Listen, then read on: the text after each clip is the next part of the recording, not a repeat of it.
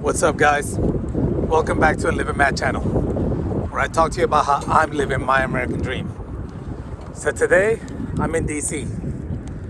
There's the Jefferson Memorial, Washington Monument.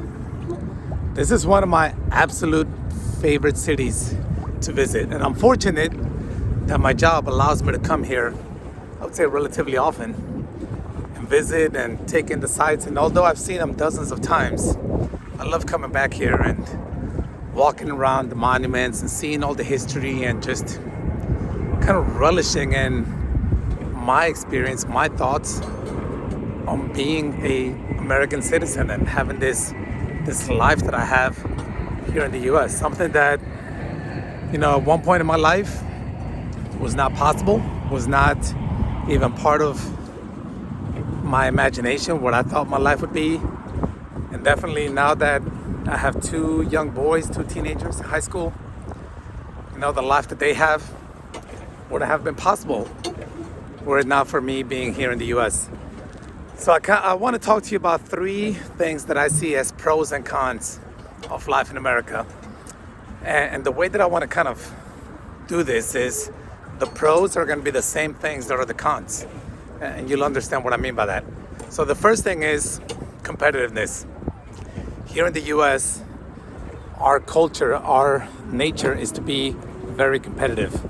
So the pro to that is that it makes us all strive to want to do more. Our enterprises, our businesses are some of the best in the world because we compete to be the best in the world. Our engineers, our doctors, our everything, military, DOD, is what it is amongst the world against our peer competitors and definitely against the rest of the world, because we're very competitive. We always want to be the best. So we're always working to find the next great gadget, the next great invention that's gonna keep us at the top. So that's great. The downside of that is that because we're so competitive, we don't allow ourselves much time to slow down, much time to just enjoy days like today. I mean, it's a beautiful day out today. I haven't checked the weather, but I'd say it's probably somewhere in the high 60s, maybe even low 70s. One of the first days that really feels like spring.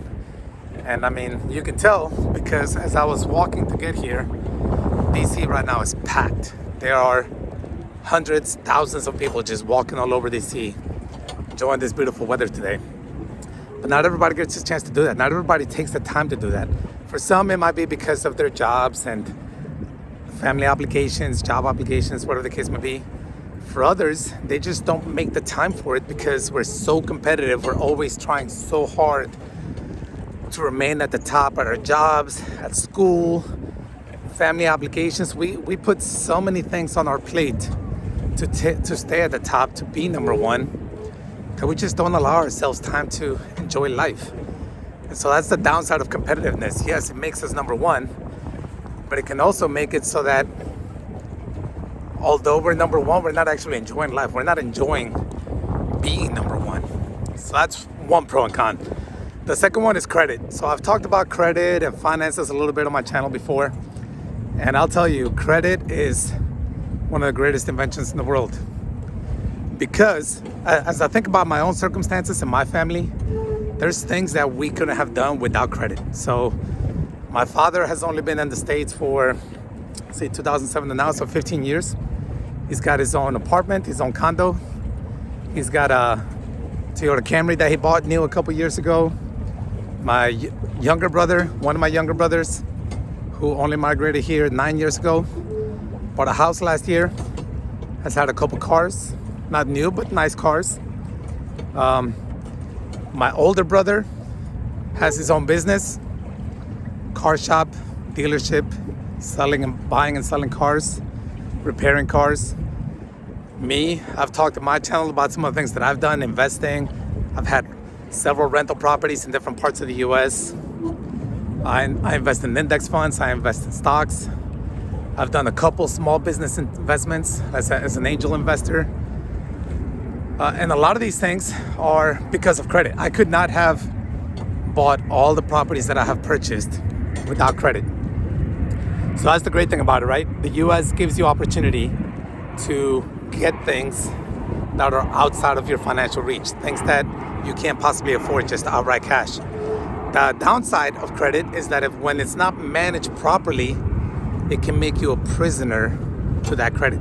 It can make you a prisoner in your job, in your life that you created for yourself. So if you're an engineer making $300,000 a year, that's great. But if you create a life for yourself that costs $300,000 a year because of your house, your fancy car, the vacations that you have to go on, always flying first class and all these things, and you get bored with your job, or you want to change, or there's a sickness in the family and you want to take some time to be with them and support them, you can't do that because without your job, you can't support your life.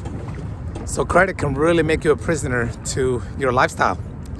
And so it's a danger because it affects our health, it affects our mood, our happiness, just our overall well-being, to where, yeah, we live in the US and we all talk about pursuing this American dream, but we can't really experience that. We can't really enjoy this American dream because, again, we're tied to all these obligations, all these finances, right? And the third thing that I think is a pro and a con to life in America is our independence, our individuality.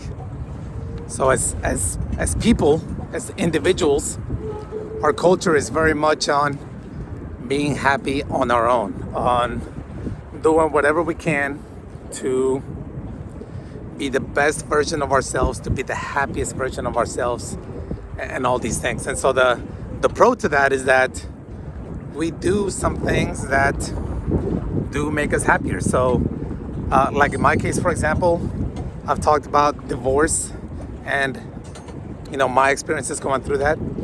And yes, it was painful, it was traumatic in some ways. There were a lot of times where I didn't really know what to do with myself, missed my son, being alone, so on and so forth. You can hear a little bit more about it if you watch some of the other videos that I've done about my experiences through divorce.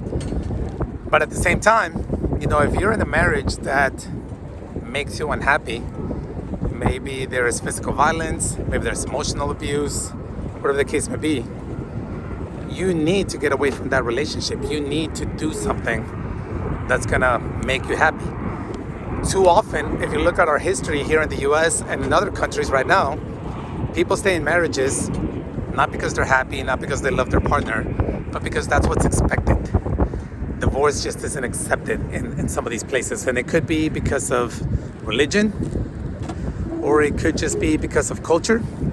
Could be if you're a woman, you know that if you get divorced, you're not going to be able to take care of yourself and your children, and so you feel obligated to stay in that relationship. And so it's difficult, right? Here in the US, we don't necessarily have that problem, especially if you've got a good job, making decent money, you can walk away from a marriage. The other thing about individuality is that because we are so focused on what's going to make us happy, what's best for us, we don't always think about what that means for others. And so that's the con to individuality. Yes, we live happy lives. Yes, we do things that fulfill us in many different ways. But sometimes that individual happiness comes at the cost of someone else. And so that's part of the reason why sometimes maybe you're not willing to help someone else financially or something like that, because it's going to affect you. And you could maybe already be rich, but you don't want to help somebody else in need because, hey, that's going to affect my finances. Or you think, well, I came from nothing and I became rich all on my own without anybody's help. You should too. And that's well and dandy, but not all of us have the same opportunities. I know that although I've been relatively successful in life and I feel like I've got a good life, I know that I've also had some lucky breaks.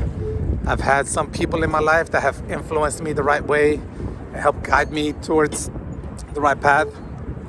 I've followed the right mentors, the right guides, the right people to kind of tell me or push me in the right direction. That's not the case for everybody. But so because we are so focused on individuality, we don't always think about the group. We don't think about what's best for our country, what's best for our state, or whatever the case may be, just our people, or even just outside of our country, what's best for the world, right? Sometimes we think too much about life here as an American, but we don't always take the time to stop and think, oh, could that be the president? I don't know. 3 helicopters. Maybe the president's flying overhead.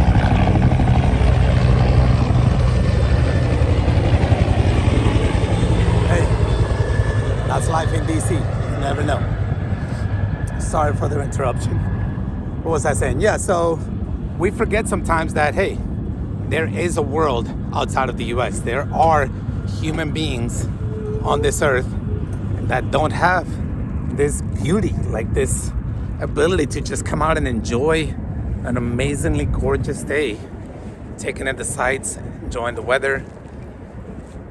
And we take that life for granted because, again, we're focused on ourselves. We're focused on our lives as individuals.